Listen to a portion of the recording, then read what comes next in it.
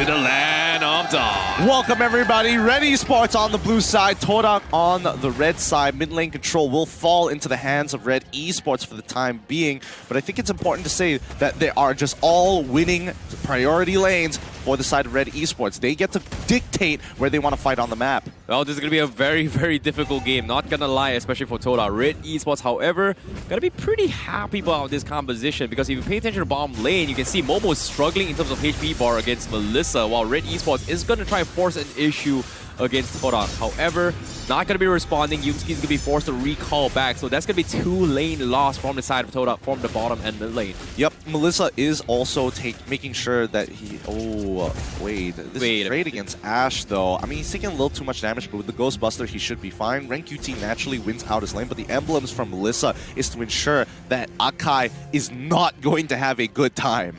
Yeah, on contrary as well, we do see the Cloud also going to be recalling back from base middle lane for TODAK.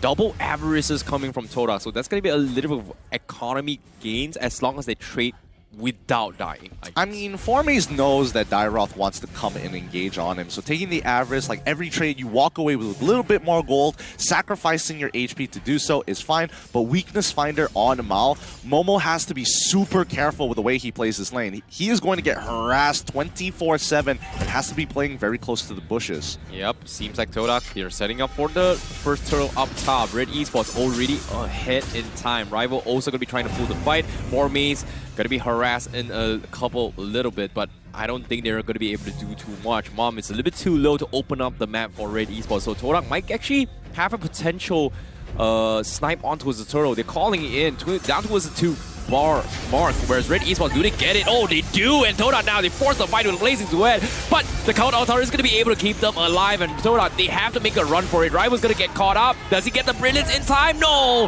He actually tried the Darkening out, so that's going to be Red Esports getting the win on the turtle, getting the kill as well. And this is to be expected from the side of Red Esports. TODAK isn't exactly that strong until all of their members hit level 4, and even then they still need items. Momo getting a good trade, but Mao using all of his mana to trade against Momo isn't a great idea now that Yumski is here. Oh, Mao getting set up. He didn't know. Now he's going to be caught up. That's going to be a freebie from the side of TODAK. Great catch coming in.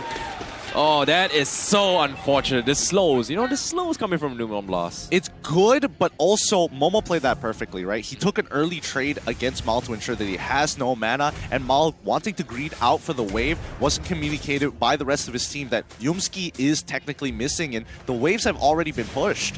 Yep, that's going to be a little bit of value trade. However, Red Esports now, with a little bit of a healthy mind, they are going to be able to go in for aggression here. Yumski sidestep makes his way through. The wall block doesn't come in, but Zayed getting a bit feisty, tries to open the map, but I don't think it's a wise play. But Chiku, oh, he's gonna get caught out. I think he's dead. The mirror image barely pops off the cooldown, so great catch coming from Mom. Nicely done with the Wild Charge. Again, this is why Wild Charge is such an effective tool, but topside preparing to get set up here. Yep, Momo gonna be setting up as well. Mom gonna be tanking the turtle, but couldn't get the wall lock, so no follow-up coming from TODAK. So Red Esports, they're gonna have to back away in this aggression, but Momo wants to actually secure the gold plane. He tries to deny it against Mao, so that's actually helping him by slowing him down to the farm. I mean, Momo just has to sandbag as much as he can against Mao. Topside getting attacked here. Well, Rank QT gonna be slammed with the Numenum Blast. Rival trying his best to go in for the kill. Formaze will help things out, and they will get a pick off up top. So space create from TODAK, but Red Esports, they're immediately quick to respond to this, but they just don't have the damage to do so. Formaze just a little bit too tanky. The bigger picture is going to be the turtle. Formaze is here to scout things out, but this is pretty much a turtle secured unless Zayed messed it up. Nope, no way he's messing that one up. Rank QT now getting his first item against Formaze is extremely important here because TODAK, they are playing the map extremely well. If Red Esports is making a move on bottom side, they immediately attack top, but this is where they both collide. Well, Momo, almost getting clipped like the wall, so he's going to be able to escape that. Red Esports with another unsuccessful attempt. However, think about this. Yumski is also trying to cut the waves. He wants to go in for a setup with the team, but it seems like they're reached to a stage where they're trying to make sure that Chiku gets his farm. Ever since Chiku's death down middle has kind of hurt them a little bit. Yeah, he needs to take whatever farm that he can. Ren QT will continue to win this lane as long as it's a 1v1 against Formaze. Later on, Formaze will outscale him, but for the time being, it's about ramping things up. And TODAK, they are very item and ultimate dependent, so expect TODAK to play an extremely slow game until you see 2 items from Claude.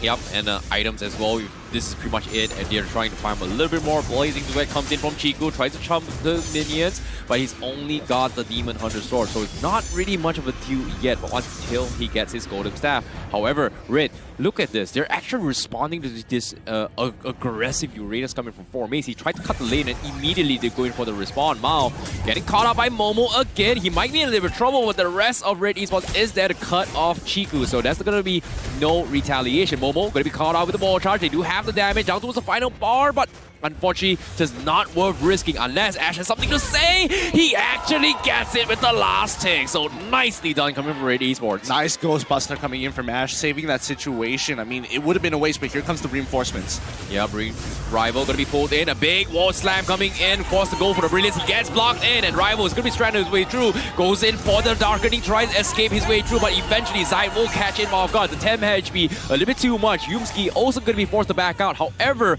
off screen as well, Chiku also getting caught up by Red Esports. Nicely done. Red Esports now identifying how TODAK wants to move across the map. They want to increase the tempo of this game. Oh no, Momo, his heavy spin could not lock Mom. This is not good for him. It's all by himself. And Red Esports rolls him over, takes the middle tower, full map control, and also another turtle in the bag. I'm loving the tech coming in from Red Esports. I mean, it's been such a sleeper pick for so very long. Melissa is just that effective. I wanted to see whether the heavy spin actually had enough of a radius to actually cut in to get away from me from Melissa, but it looks like it's clear Melissa is going to be unaffected by it unless she moves away from the center of that barrier. For the time being, top side as well as bottom side will trade a tower for a tower, but Red Esports still in the lead, 3k ahead against TODAK. Well, this is going to be the fallback plan coming from TODAK as well, whereas they would rely on Formaze trying to open up the map. Red Esports, they're in a position where they can actually catch him off guard, so he needs to be a little bit careful. The rest of Red Esports are coming in. He's baiting them into a stalemate while trying to make space for TODAK down middle, but unfortunately to say, they're actually really struggling. Momo gets a nice catch on towards Ash. Can they go in for the finish? Chiku is going to be there. He's got a little bit of kill, but a 10 HP comes in, but no! The stuns on towards Chiku caught them off guard. Numenor Blast goes into the set, but for what avail? Chiku is down. They get the trade on Age, but Momo is going to be the next to fall, and TODAK, they completely dropped the ball in that fight. Yep, 2-for-0 trade. Red Esports just, I mean, Rival was slightly late. Had he had one more Darkening, that would have been enough to kill him, but Ash survives with a little bit of HP, enough time to drop the call Altar. Oh, though, so unfortunate. Zai is tanking his way through. Formaze is trying his best to tank against them, but they just don't have enough wave clear. Rival is struggling to go in for the kills. He needs a little bit more items. The purple buff will be secure. Rival tried to go for the retreat. Nope, did not get it. He doesn't even have the retreat. Unfortunate. Yeah, we need to see when TODAK wants to start double proxying the waves here, because Formaze, he's really good at slowing down the game, but Red Esports looking to deny him space as well as time. With only 2 items purchased so far, not even completing his boots, Formaze, he needs to have that enchanted talisman so he can actually maintain his mana bar, so he can keep spamming those ionic sparks, and more importantly, have enough mana to get out of dire situations when Red Esports decides to stop him from his shenanigans. Well, it's going to be very difficult because Chiku is also building up for a little bit more lifesteal, potentially a Haskell or maybe even the Winds of Nature, so that's going to be a little bit more defensive measure, while Red Esports are preemptively going for those blade armors. Red Esports getting a little uncontested. TODAK making sure that Chiku is getting farmed across the map. And I like the idea, but it's still going to be a long grind for TODAK. Yeah, I mean, so far with a 5k gold lead, Red Esports needs to just maintain this pace. If they keep going in the direction that they are, they will eventually win the game. TODAK, on the other hand, need to slow it down. Focus on just wave clearing. Oh no. Oh god. Chiku, he got caught out. He needs to make a run for it, but the damage is a little bit too much. The heavy spin comes in. It's not going to be enough to keep him alive. Momo might be in a little bit of trouble as well, but the slows coming from Rival is going to be good. Numenor Blast sets it up. The count altar being baited out, but the damage has been done. Red Esports has picked up Chiku, and now they're eyeing for the tier 2 up top. Formaze is there to go in for the wave clear. Forces a sprint potentially.